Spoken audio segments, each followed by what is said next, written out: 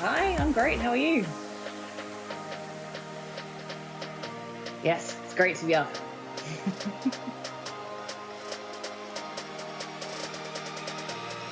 Yeah, little delay, but all good. Okey-doke. Awesome.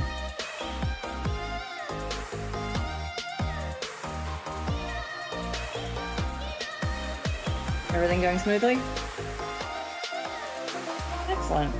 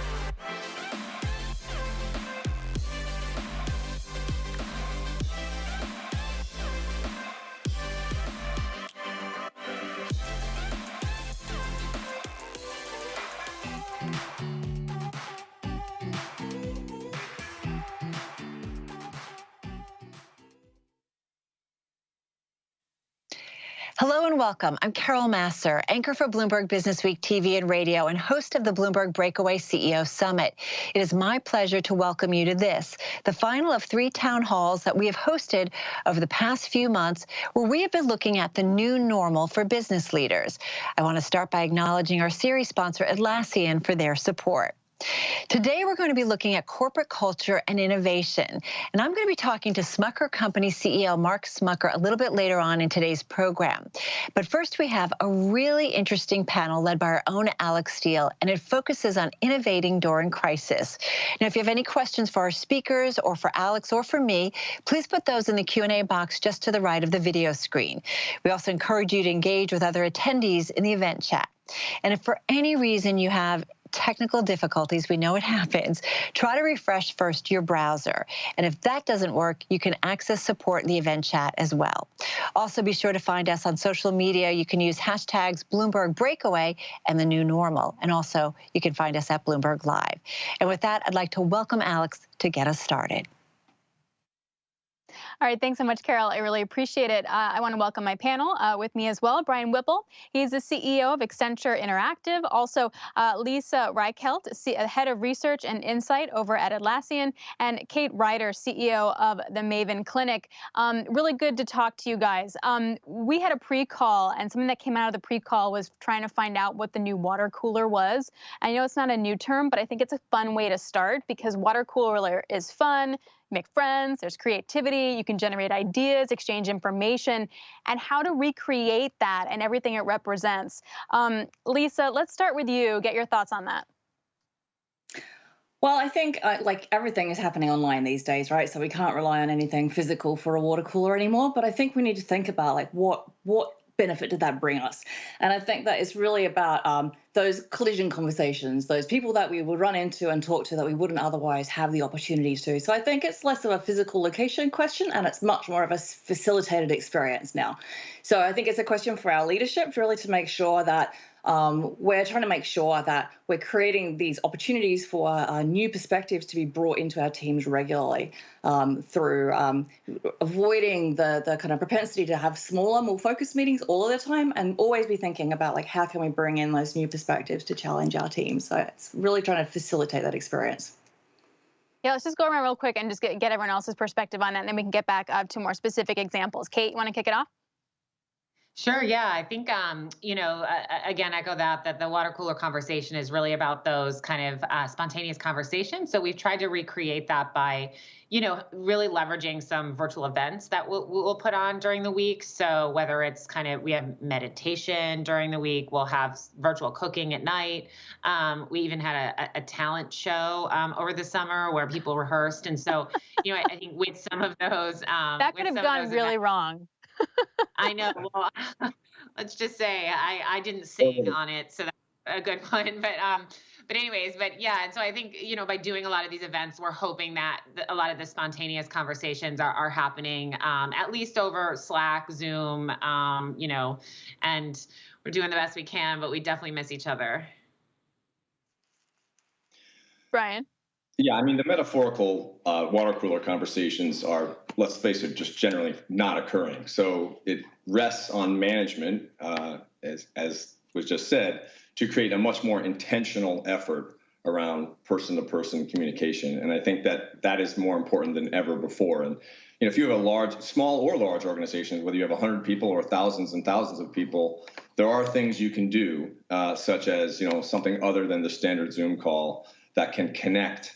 Create that human connection. But I mean, it is not the same, and it is something we're all suffering from a little bit. I mean, the few physical get-togethers I've had with my work family, you see this like gushing of happiness and emotion, which is refreshing in a way. But you want more of it, and we can only get a little bit. So why don't you guys go around and give some examples? Oh, sorry, Lisa, go ahead. Oh, sorry. I was just going to say it's been really interesting, I think, in some of our kind of more traditional meetings that we've had, like our big sort of town hall meetings. One of the really popular things that we've started doing is using the Zoom functionality to create little random side rooms And that's actually become something that's been a much bigger part of the meetings than we've ever done before, because it's like, who's going to randomly turn up in my room? What are we going to talk about? Who am I going to meet? What conversations are going to come from that? There's a lot of demand, I think, in the teams for those kinds of interactions now. So then to that point, it'd be great you guys already gave some specific examples, but let's do a little bit more, sort of a project or something that you did to try and help facilitate that community, and then sort of the creativity that can come out of that community, what you did and what the result was for it. The most I've ever done is, happy hour with my team, which was great, but it would be great to get different ideas and stuff going on in there as well. Kate, you mentioned a talent show. What else have you guys done? Well, one thing that we're doing that's pretty cool is we're having virtual donuts. So basically somebody gets paired with, they sign up and then someone gets paired with someone else, and it's just like a 20-minute chat. It could be, cross-functional with different, it's supposed to be cross-functional with different teams, but everyone gets paired up at all levels of the company, and they can just have a chat. I think the other thing that we're doing a lot more intentionally is during our offsites per team or during kind of company meetings, we're trying to do a lot more kind of personal sharing. So, answer quick questions about yourself. Tell us about where you grew up. Tell us about, your favorite type of music. And so, I think in an office setting, whereas that would come up during potentially a water cooler conversation, we're now very deliberately teasing it out in meetings to just drive that community and connection. Yeah, I think right now you see firms and companies trying to essentially build culture through technology, which, let's face it, that is hard, but it's not impossible. And you can build elements of it. I mean, we do things like what you just talked about. We have, virtual meetings. We use 3D technologies, virtual technologies such as like Unreal Engine. And in the middle of these meetings, whether they be dance parties or other ways of not doing a traditional video call to allow some sort of, unusual video connection. That is better, for us at least, than the standard, virtual coffee hour, virtual happy hour, that sort of thing. But there is in my belief, a diminishing returns principle to some of this, and hopefully we'll all get past it before we get there. I mean, that's the plan. I think it's super important, though, to make sure that we're investing time in this and not thinking about it as inefficiency. And that was something that I really learned when I took on a distributed team well before the pandemic ever existed. And it's something that I learned from somebody in our team who had worked with Trello in our organization. They'd always been completely remote. And she was like, you really need to invest time every team meeting in playing together and being social together. And so we would spend like 15 minutes of our precious hour together, like playing a game of virtual Pictionary. And it took me a long time to really kind of get my head around the fact that that was such an important investment in the team, getting to know each other, getting to trust each other, being able to work together more effectively. And I think that can be a big shift, I think, as a manager, to kind of get out of that. Okay, we've got to use this time really efficiently. And that means focusing on the agenda items into making sure that we continue to invest in building these connections for people who don't get to be in the same physical space together. A couple questions on that. I guess, what have you guys noticed the result of all that being? So it definitely seems like you all three have been able to create some kind of work culture remotely, and you keep inventing it and reinventing it. Then what's the payoff? Like, how do you measure that success? Lisa, it's just natural to ask you, because you were saying like investing that kind of time. When did you notice that worked? I think one of the main reasons that you're doing it is you're trying to build trust. Trying to build trust between the people in your team so that fosters a better ability to communicate effectively with each other, and it fosters better team effectiveness. So really what you're looking for is you're looking to create all of these connections and create strong connections so that people are going to share more openly, more frequently, more thoughtfully with each other. And that way you're going to get better insights, better results from the team more quickly, get more from the collective rather than each individual trying to achieve things in their own silos. So I think that for me is super important. And I see that that's succeeding when people in the team are creating their own connections. And sort of cycles back to this water cooler idea, right? When people are colliding with each other without me having to always be going, you need to go and talk to that person about that, but they're actually starting to form those own connections themselves. They're starting to do the coffee coffees one-on-one without having to have the donut, although the donut's great and we do that as well. I think that's really what you're looking for, is the team really starting to operate as a team, not just as a group of individuals. And, if you've got a distributed team, you need to be doing this all the time. But I think because so many of us have remote teams now, we all have to do it in order really just to pull people together and keep them operating collectively rather than as just a bunch of individuals.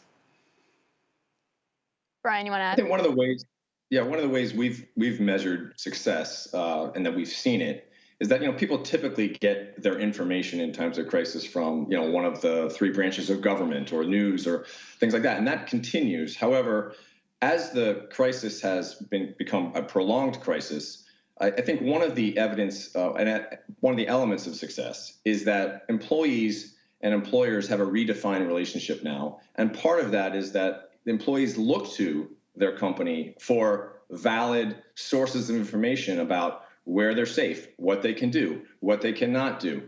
And that is often more accessible to them and more real to them from people they know than some other sources that they would traditionally go to. It's a different relationship, and I believe it is evidence of an improved relationship really with employees. Yeah, and we actually use a very cool tool called Culture Amp that measures employee engagement. And so, you can actually structure and customize the questions yourself. And so, asking specifically about remote culture and internal communications and understanding of kind of business objectives. And so, we take Culture Amp every kind of 6 months. So that is for us to, comparing Culture Amp in a remote environment versus before. And so we've been able to, I think, successfully not only measure, but then continue to have an open dialogue with employees around feedback, around what are we doing well, what aren't we doing well, how can we do better. So that is a tool that has been really helpful for this measurement. We have an audience question. The question is, what do you each envision your post-vaccine or post-pandemic workplace looking like? And are you working on a timeline? Do you have an idea of how you're going to balance the virtual versus in real life? And I'll add on to that because I work in TV, and half of our team is in the studio and the other half is still at home. So, you can't necessarily have a cup of coffee at 11 a.m. with everybody because the people in the office are still in the office. And then, drinks at 4 or 5 p.m. doesn't work because someone has a kid at home. So it gets very complicated. So to that point, I wonder how you guys are looking at. Lisa, you're nodding. Yeah, absolutely. We're investing a ton of time and effort into this, and I think there are a lot of different directions to go in. The direction that Atlassian is going in is really to lean into this as an opportunity, and so we're working on how can we really make the best of the opportunities that getting better at remote working offers us. And I think it offers a lot of opportunity in terms of employee kind of happiness and flexibility. But it also offers a lot of opportunities to our organization to be able to access talent everywhere as well. So for us, we're working with a notion that we call Team Anywhere, which means that we want people to be able to work pretty much from wherever they want to within some confines, and emphasize that remote working in the majority of cases, most of the time. But I think that means that we really need to think about how do we use that office space and what does the office become now? It needs to be a place where some people go because they don't have the home set up to work effectively, or they just really, really don't like it. And there are plenty of people like that. But also, how do we then focus that space on how we bring our teams together really effectively and how we create that sort of sense of connection and teamness? And there are just a bunch of things that are just so much more effectively done in person as well. So that's something that we're investing in a lot, and trying to get that hybrid approach working as effectively as we can.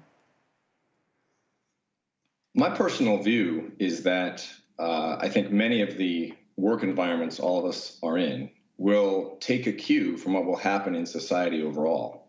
I think there are aspects of our current environment that will stay post-pandemic to the question, whether it be scanning a barcode at a restaurant to access a menu, whether it be the real viability now of telemedicine, or things like curbside pickup, prominence in retailers.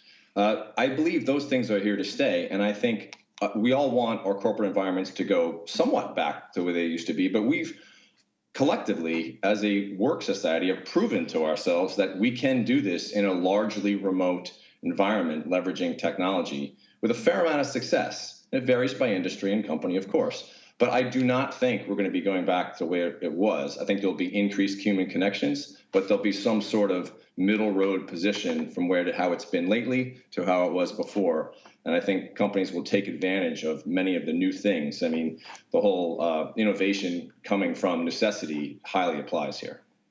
You really like that barcode menu thing? I hate that. It takes me like forever to understand what I'm looking at.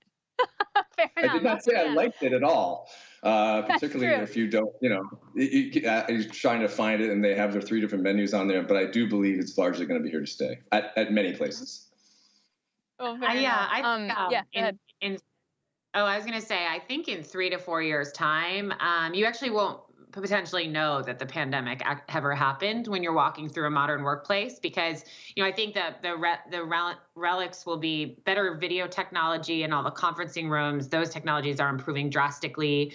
I think at least at Maven, we're a technology company, meaning we already have people working a few days remotely, so I don't think that's going to change. But we still very much are an in-person culture. And so, I think that we're really looking at the kind of post-vaccine. I think the question was post-vaccine, post-pandemic in phases. So it's really about phase 1, which is getting people safely back to the office and communicating again. And that could be, we're thinking of creative strategies around having dinners in the office at night, and having, place settings where people are going to sit next to each other like they're at a wedding, and having that catered, and really building connections that way, really investing a lot in hygiene and safety. But I think gradually over time, we will kind of start to see things return to normalcy a bit, where you won't necessarily see the pandemic effects in workplaces in 3 to 4 years, if they were already. I think that's so sad. I think that would be a really lost opportunity personally. I think, like, from the research that we've done, we know that the changes in flexibility around time and around place for working has led to a lot of individuals feeling a lot more kind of empowered personally, in terms of the way that they are able to combine their personal and work lives. And I would be disappointed if we weren't able to try to really build that in moving forward. I think there's a huge likelihood that you're right and that everything will go back to normal. But I think that it's an opportunity for companies to really think about changing the dynamic between employee and employer, and that notion of how do we bring our lives together, our personal and our work lives together, and make them gel much more effectively than maybe they have in the past. We have another question, which is actually somewhat related.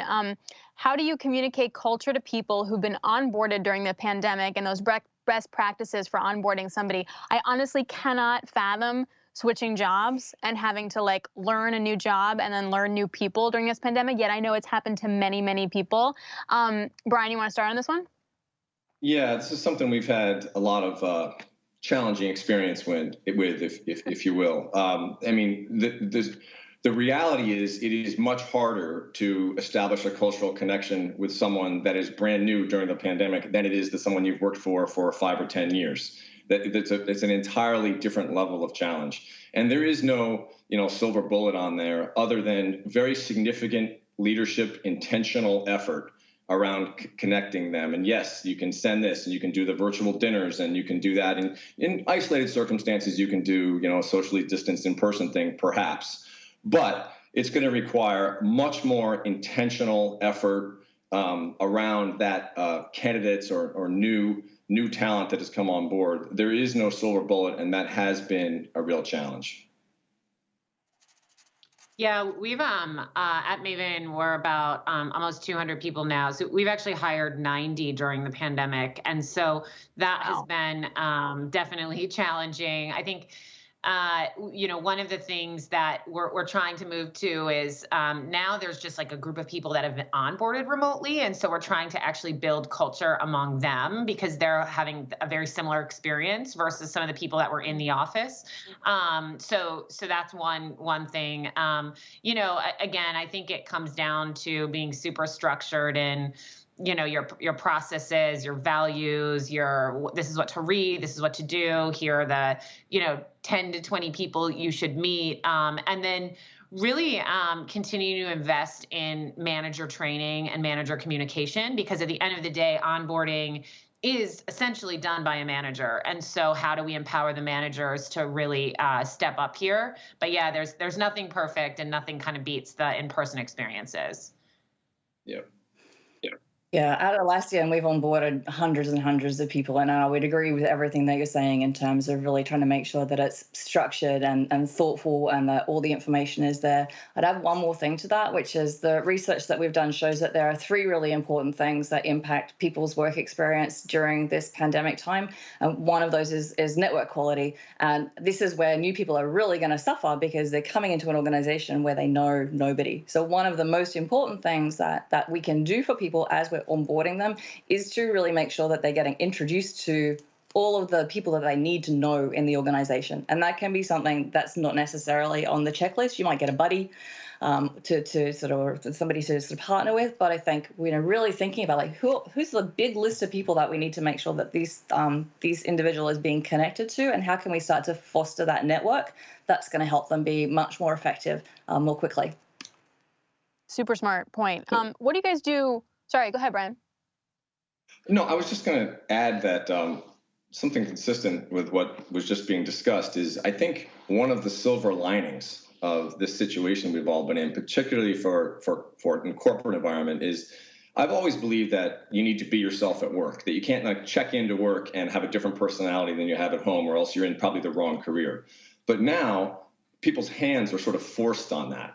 And there's this notion of authenticity at work. And I think it does relate to things like onboarding and new employee and culture, because, whether it be an entry-level analyst to a CEO, they see each other in a home environment. And of course, we all know what happens. There are dogs, there are buzzers, there's food being delivered or children and homeschooling and all of these things. And people see each other in a much more non-hierarchical human way. And I think that is actually a really good thing and is one of the ways that culture can be established during this time. I definitely had my daughter try to take off my microphone when I was in the middle of a show. That was a good one. You got a lot of retweets, though. Did you guys ever experience time zone changes among staff? This is a purely personal question because my co-anchor is in London, so it's very difficult to create social environments for the team when you're 4 to 5 hours apart. Have you guys had to manage that? Yeah, Kate, you're kind of smiling. Yeah. Yes, we what do you have do? had. There's not a whole lot. I mean, it's, to be honest, one of our execs has been mostly living in Italy, and for family reasons, and he's just working crazy hours. Like he's just basically staying on the hours of the U.S. And of the East Coast, and so yeah, it's really rough. But it's kind of like if somebody is does choose to spend some time in a faraway time zone, they're just making it work with U.S. hours, which that's rough. Fair, totally on his point. Brian or Lisa, you guys have to deal with that too? Brian? No, I was saying we're probably unfairly used to that. And we have, as you know, big global company, for better or for worse. And so we have leaders on our team from everyone from Dubai to Sao Paulo to Hong Kong. So we are kind of used to that. That is not a new element. All of a sudden you do see, someone on your team or whatever you have regular calls with. It's like, I didn't know your home office was near the beach. That's interesting. But, you do see that. But it's a problem, but it's something that, as a global company, we're well skilled to handle. Yeah, I'd agree with that, Brian. This is something that is we have to deal with this with or without a pandemic. I think that one thing that it does make you do is it makes you be really thoughtful about, you almost have a communication strategy for your team. So you're thinking about like, how do I communicate the things to the team in the most effective way so that the things that everybody really needs to be able to see is being communicated in a way that will ensure that they all see it, and that the way that we're scheduling our meetings is as kind of fair and equitable as possible, and that we're really using that meeting time for that collaboration time, for that team building time, not necessarily for sort of information transmission. So I think it is an absolute pain in the butt, absolutely. But I think it can also really help drive much more thoughtful communication in your team, which could end up being kind of a net benefit. What do you guys do about people who are reticent to get more engaged in the activities that you guys do set up, like the karaoke thing or the breakout chats you were talking about, Lisa? How do you get them on board? I think that, and I think we talked a little bit about this before, it's about having a real diversity. It's about trying a lot of different things and giving a lot of different ways for people to engage. So, some people might just go, really, there's some people in our team who are just absolute suckers for a good trivia game. And that's that. If somebody's doing trivia, they will 100% be there playing trivia. Other people love to get into the book and film conversation. Others of us are playing Rocket League or Among Us or whatever the kind of cool games are, learning how to play those games and playing those together. So I think there's loads of different ways that team members can engage, and the more diversity we have in those, the more likely it is that somebody will find something that appeals to them and feels kind of safe and comfortable for them to engage with. So that's what I'd be encouraging.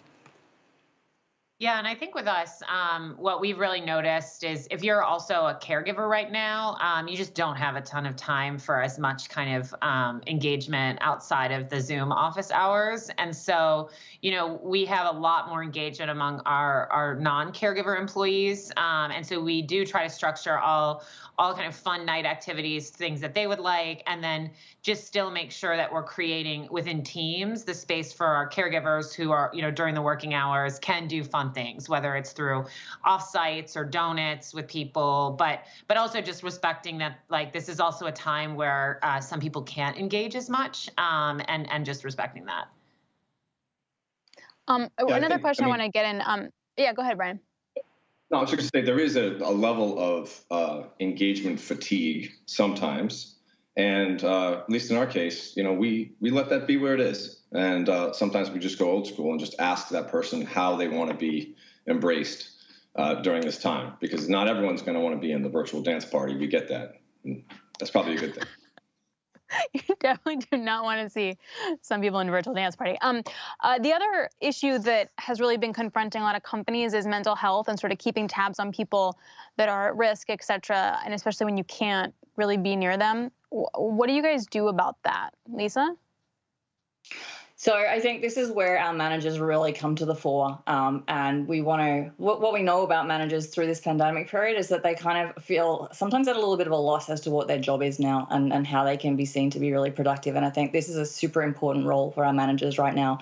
And this is about making sure that when we're having our one-on-ones with employees, with people in our teams, that we're spending plenty of time talking about the individual and how they're getting on and understanding what their circumstances are like. Is there like a checklist that you guys have to give managers so they know that they're like hitting all the right points, or do they have their own kind of training?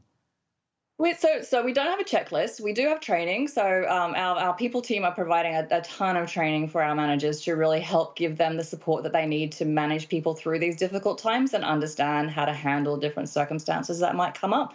So I think you have to have flexibility in how you approach it, because everybody's circumstances are just so different, and everyone's experiencing this so differently. So there has to be a lot of flexibility there. But I think really supporting managers to recognize that this is their job, and spending time on this, not just spending time on the work and the projects, is their job as well, is really important. And then similar to the culture amp, we've really upped our engagement via kind of survey mechanisms as well. So we have regular pulses that we're taking where we're giving people the opportunity to tell us how things things are going on that side.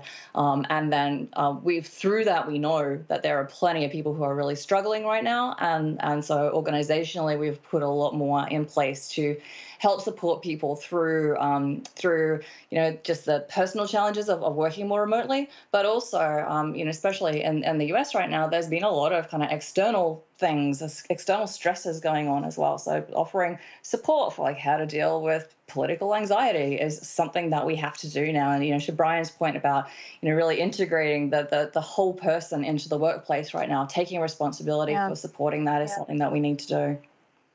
So we have like 2 minutes left, but a minute and a half. But I just want to get both of your takes on the mental health situation. Brian, you want to go? I agree with what was just said. I mean, it's not a checklist type of thing. It is absolutely a substantial training and investment in the company to make sure we do, best efforts around ensuring that and being there for people. That's a huge part of it. Another angle to that for us, at least, is to make sure that the employee understands why the work that they do is important, especially in a time like this, how it has purpose. And that, for us, has been a link is correlated to improved mental health. That's been a big part of it, too. But it's a training issue for sure. Yeah, I would say for us, we just did a big survey with Great Place to Work. And, 96% of the companies we spoke to, about 1,200 companies, said that employee health, mental health was one of the top benefit priorities in 2021. So, I think from a top-down approach, what we're seeing, not only with our own product, but what we've personally done is invested in some of these mental health benefits. So, we have the Daylight app now with tools. We do, these meditations. We also have no meeting blocks on Wednesdays and Fridays to give people a break. So, because I think there's just a huge business case when you reduce burnout, employees are 20x more likely to stay. So this is a real retention and business issue. So I think that there are like some top, like a lot of top down, but then, echo what everyone else said on the empowering managers to really have these conversations and arming them, with the right tools to enter the conversations. You guys are great. I mean, I love working at Bloomberg, but I want to come work for all three of you. That was very inspiring, extremely helpful, and very motivational. Really appreciate it. Brian, Lisa, and Kate, thank you so very much, you guys. Thank you. Thank you for having me. So, Mark, it's so good to be talking with you again. And I've got to ask you, we're going to talk a lot about your company's culture. We're going to talk about innovation. But I've got to talk to you first about the past year, past 12 months, the past couple of weeks, the start to a new year that's been a rough one, to say the least.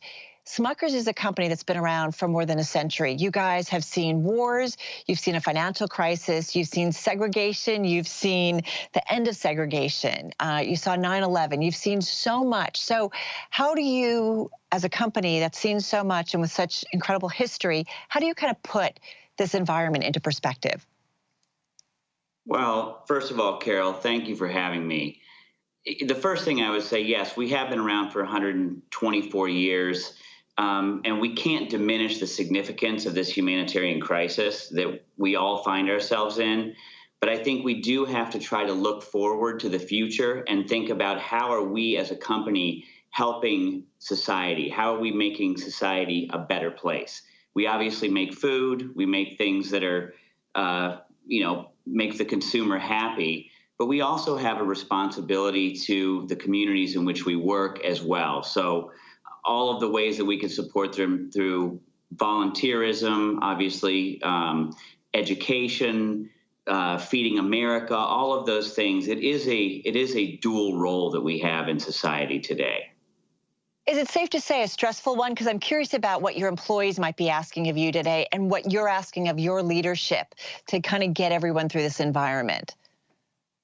Well, the first thing that we're asking our leadership is to, number one, focus, but also in focusing, we have to take care of our employees.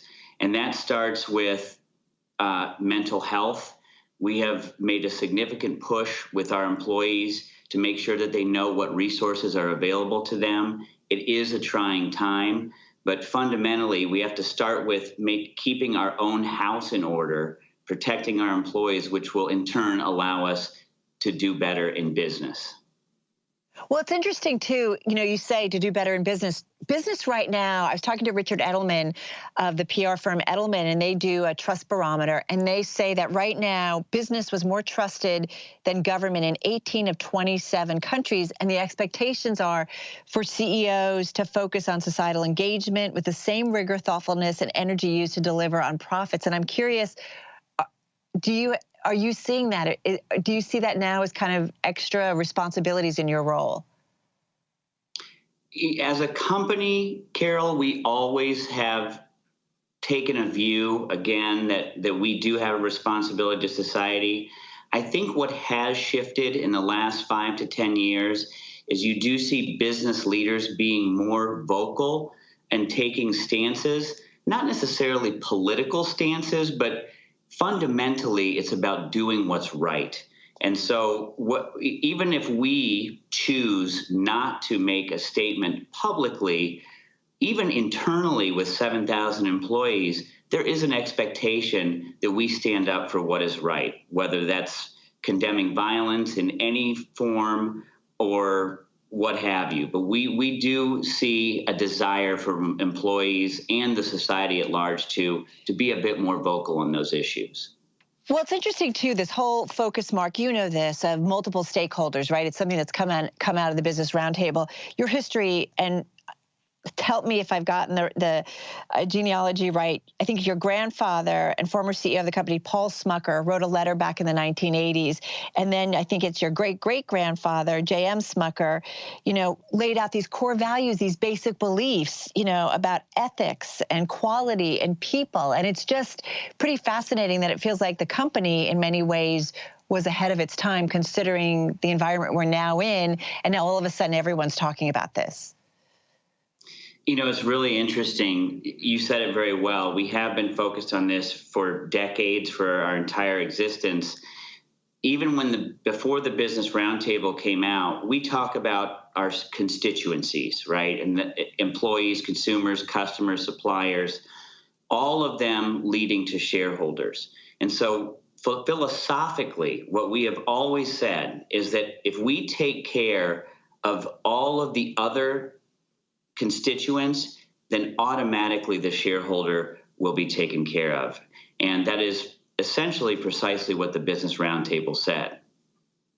Well, so this is so much a part of your culture then. So tell me, how do you keep that culture going during something like the pandemic in the last year that we've had, where people are just struggling to keep their home life, together. People are struggling to take care of maybe family members that are sick. So I'm curious, your culture at Smucker seems really well defined, and it has been for decades, as you just said.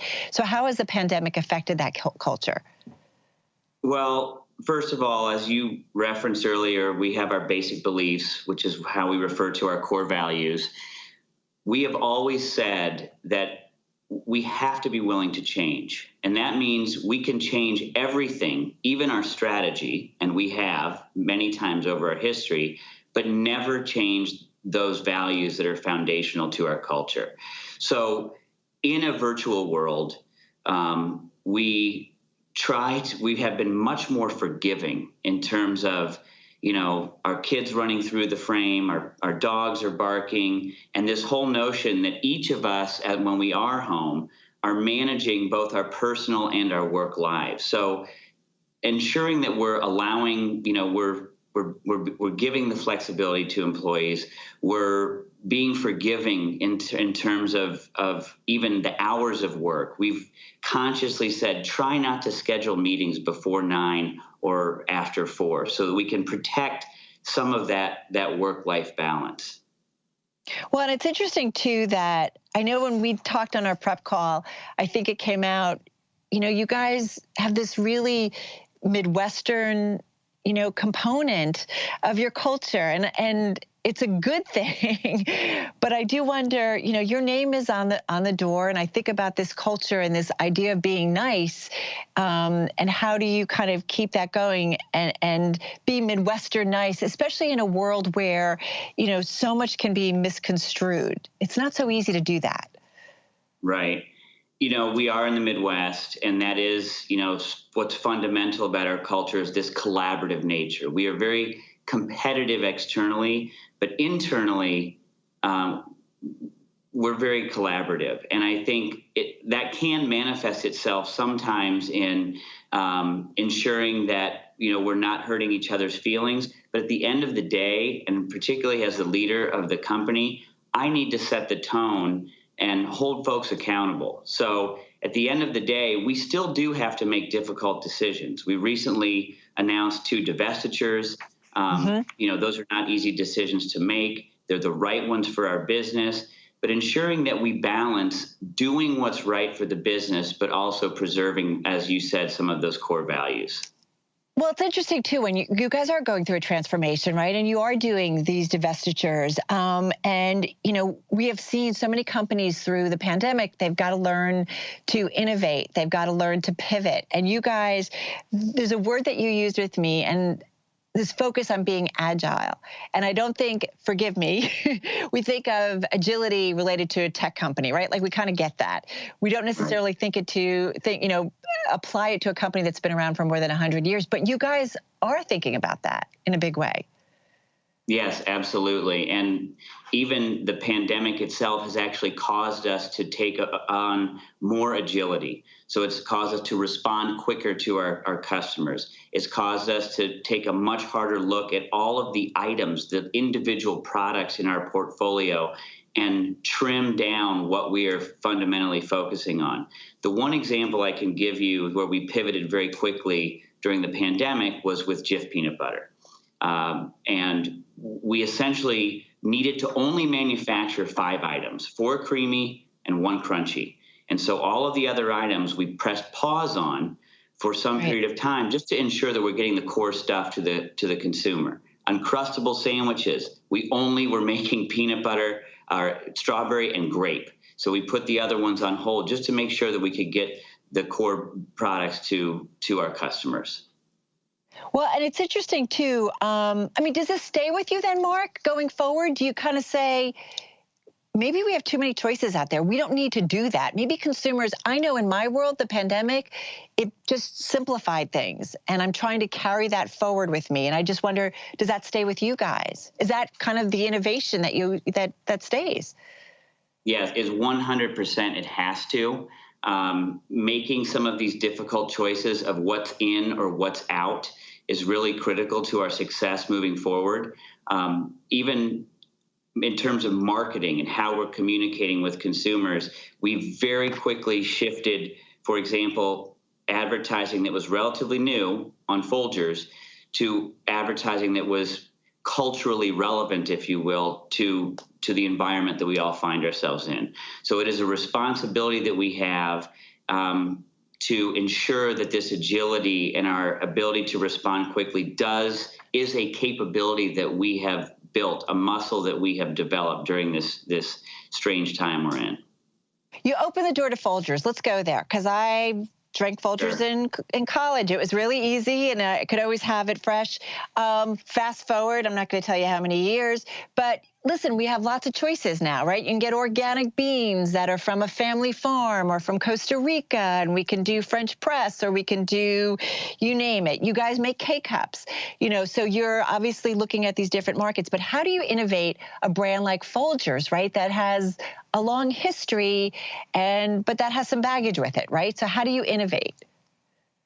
That's a great question. So with Folgers, there's no question that social media and technology has allowed consumers access to a variety of different brands and products that they may not have had access to in the past. And so in this time when consumers do want to simplify, we have seen millions of consumers come back to the Folgers franchise. And we have actually seen Folgers start growing again, which has been fantastic. We're helping that along with, again, the advertising and so forth. But specifically to innovation, it's making sure that we continue to stay relevant. We are on a multi-year journey with Folgers, which starts with the consumer communication. Consumers want bolder, darker roasts. So we are providing those in a new product line called Folgers Noir. It's constantly paying attention and speaking to our consumers and understanding what they want so that we can deliver that to them. And I'm very pleased with the progress we've made. So more to come. You mentioned advertising a couple of times. I'm curious about social. How important is that in kind of reaching a different audience, maybe a younger audience? And I'm also curious about influencers or celebrities. Like, how do you guys think about that? Take a Coke or a Pepsi, right? They've often aligned with a celebrity. Take, sports, gear. So I'm just curious how that plays into it.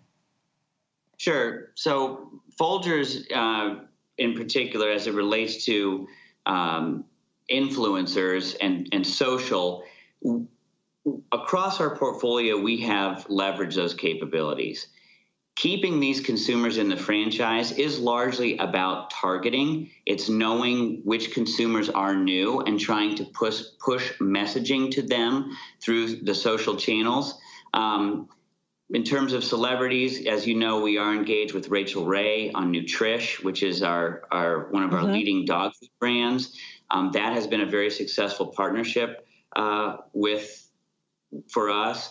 We also do think about whether it's influencers or celebrities. Obviously, maybe our pockets aren't as deep as some of our larger competitors, but we will continue to look at those opportunities as well.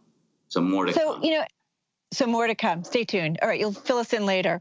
And I especially think about your industry, right, is one where winning is a game of inches, right? It's small increments. So I'm curious, how do you define and explain innovation to your team where winning is in these small increments? It's multiple things, and you are right. It is a game of inches. And so it starts with focusing on the capabilities, just the few sets of capabilities that we need to win. So it's very simple things like at the store level, whether that's the digital shelf or the real, shelf, we have to make sure that our products are on the shelf and in stock. It's something that simple. As it relates to consumers, it's how we communicate them, things that we've already touched on in terms of making sure that we find those new consumers and re-engage with them. So it's really customer, consumer, building those capabilities that are focused on those two constituencies. Hey, how has digital impacted your world? I've got to ask you, because that's one theme that we've talked about, Mark, so much over the last year is the digitization or further digitization. And companies that had strategies that they were maybe going to implement over the next couple of years, all of a sudden they did it overnight. How is that impacting your world? Is that part of it as well? Well, fortunately, we were set up from an e-commerce perspective. We have several key e-commerce customers. We were set up well coming into this, and so we've experienced tremendous growth as consumers continue to do more shopping online. The digitization that, like this conversation that we're having, is clearly something that's new to many of us. And then again, it's a combination of reach, which is mass media, but also targeted marketing, as we've discussed, like social media as well. One thing that stuck out with me, and it's something I'm kind of applying to my life, but you said, is how to take work out of the system. And it's interesting that you talked about this. So how do you take work out of the system at Smucker's? Because, right, I think you had said to me, in the past, you might have had a big meeting and everybody got to weigh in and, making sure everybody, collaboration was number one. And you've taken some of that out. Right. There's a few things, some of which we talked about, like the divestitures, making very conscious decisions about what's in or out of our portfolio. But even in terms of how we work, we have migrated to smaller meetings. We're trying to make decisions quicker. And then, once the decision is made, you walk out of the, quote, virtual meeting and you go and you execute. So a focus on potentially smaller groups, clean, clear decisions, and then action has been really key to our success during this time. How do you think, your culture and your strategies have changed the most over the last year because of what we've all been dealing with, what you've been dealing with as head of a company? I would just start by saying keeping the core and protecting the core, as we talked about, it starts with me as a leader. I think the best leaders are those who are both authentic and vulnerable. And so bringing our whole selves to work, I truly believe that, and that as myself, the leaders on my team, holding them accountable to behave in that same way sets the foundation. In terms of what's changed, it's everything that we've already talked about in terms of being more agile, focusing, and making those focused areas really stick, and not deviating, not adding work back to the system once we come out of this pandemic and can take a deeper breath. How do you make sure that happens? Because you know how it's so easy, like everybody comes back and it's like, oh, let's have a meeting, let's invite everybody. Like, how do you, as a leader, make sure, like, wait a minute, we've made some progress here? Well, I think, again, it starts at the top. I have to model that behavior. My team has to model that behavior, and we will do that. It's interesting how many conversations that we've had just with my own executive team on ensuring that we continue this behavior coming out of the pandemic. So I'd be remiss, we are Bloomberg. Tell me, coming out of the pandemic, is it this year? What kind of visibility do you feel like you have about what the outlook looks like and for your business? We feel really good. I think the changes that we have been able to make under the cover of the pandemic have really set us up for success. We've talked about many of those things, whether it's agility, innovation, but focusing on maintaining our culture. I really do believe that the fundamentals are there, and we will continue to grow our business off of this new base. All right, and I got to ask you, the one thing, though, that puts you a little bit on edge, makes you a little anxious going forward. What makes me anxious? Yeah. I think one thing that always keeps us up at night is our competition. We have fantastic competitors in this industry, and we are keen to observe them and learn from them as well. So responding to some of our competitive threats is something that we take very seriously. I think beyond that, we would like to all see a world where there is mutual respect across the board for every human being, and I look forward to a better world coming out of this pandemic. You and me both. Mark Smucker, thank you so much. Really appreciate it. Carol, thank you so much for having me. It was a pleasure. And that concludes today's program. I'd like to thank Mark and all of our speakers for making time for us today. I also want to send a special thanks to our series sponsor, Atlassian. You can learn more about some of the work that they've been doing by clicking on the Resources tab on the event website.